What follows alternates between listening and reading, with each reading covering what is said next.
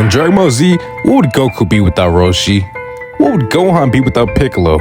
Or what if someone like King Kai just never even existed? Not only do I think everyone would be absolutely violated, like how Huey has been getting violated in the last season of The Boys, but I think the whole entire appeal of Dragon Ball Z would drastically change. Mentorship is a key part of Dragon Ball, and I think it's what makes some of the relationships between characters so memorable. So as we move forward and progress with the story, it begs the question, which of our beloved characters would be the best fit in a mentor-like role? And who should be preparing the next generation? What is good again to y'all, hoodie? It's that brother Miracle, and let's take a deeper look into this.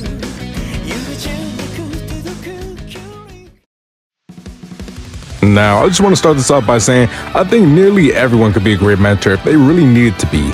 I mean, just look at Piccolo. He was only 4 years older than Gohan when he prepared him for the Saiyan's arrival out of complete necessity, and we can't act like he ain't do a mighty fine job with that. But since I can't just make a list of every character, I'll list my top picks, and y'all can let me know if y'all want a part 2. Starting off though, I do think Piccolo is one of the best fit for this role. Piccolo, while occasionally being the strongest, never has really fully relied on being the strongest. Being one of the most level-headed Z fighters, his dedication to training and discipline would have a strong influence on any students he decides to take on, especially when we have some characters with very wild personalities and those who could use a lot of discipline in their lives.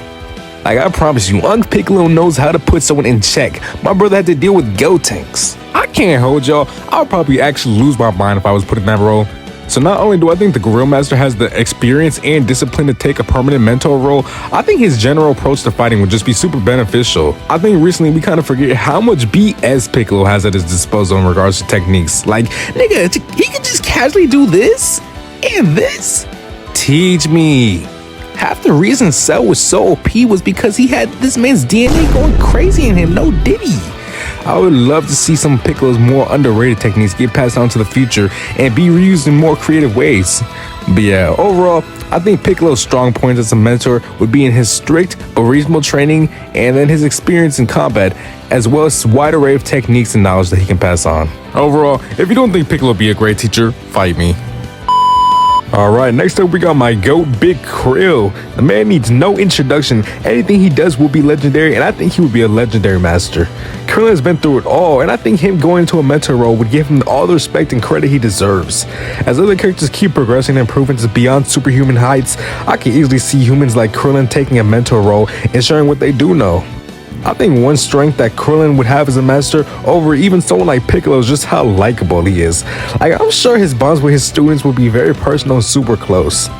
Like, tell me they ain't gonna be just doing some random karaoke night post-training, kicking it back, having fun, you know, vibing. Like, being a Krillin student would be mad fun. He, of course, also has many techniques at his disposal, and while with Piccolo having some techniques that rely on his Namekian abilities, all of Krillin's techniques are pretty much universal and key-based, so he could realistically take on any pupil.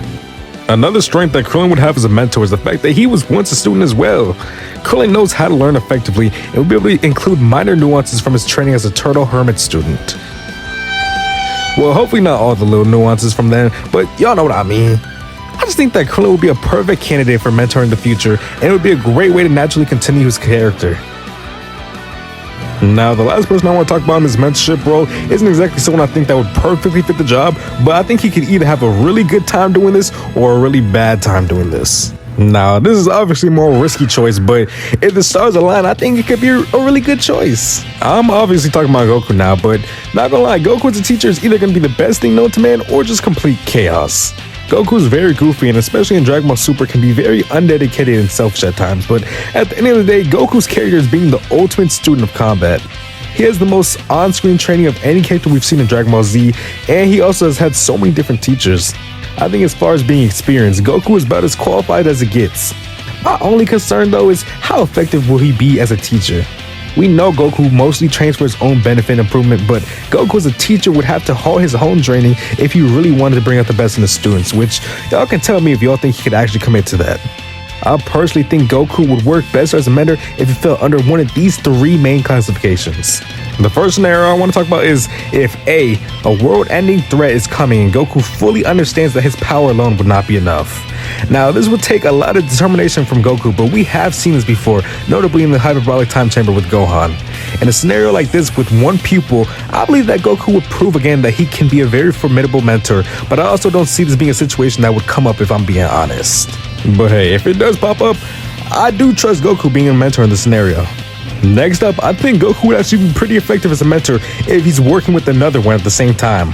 Loki, this would be fire. Just imagine you get Goku and Vegeta, someone who balances out his goofiness with a little bit of discipline. That can't be broken. I think especially with Vegeta, because when we trained these two, we saw that they both had each other's flaws were pretty much the other's strengths. So I feel like we kind of get the best of both worlds if we had both at the same time, you know? And finally, if Goku wants to help develop you in his own way, no, not like that, but kind of like how he plans to mentor Oob at the end of Z. Goku taking all the time he needs and it being something he's genuinely passionate about will be effective over the long term, even if he wouldn't get it done as quick as some other people might. But I think it would also benefit him in a way that he'd enjoy doing it. I just really hope no war or any threats will happen at this time, or else the Z fighters will be kind of cooked. But yeah, before I wrap this up, I do want to shout out some characters that we quite literally know would be good mentors, such as Roshi, who is literally like the staple mentor of Dragon Ball Z, Tien, who has his own dojo and is training people on the daily, and of course the higher up deities like King Kai and Whis, who helped Goku reach his highest heights. Overall, I think there's just a lot of candidates who would be great mentors from Dragon Ball Z, but that's just what I think. So let me know how y'all feel about this topic in the comments below, and make sure to like and subscribe while you're down there too. Anyways, thank you guys for watching, and I hope y'all enjoyed. Peace.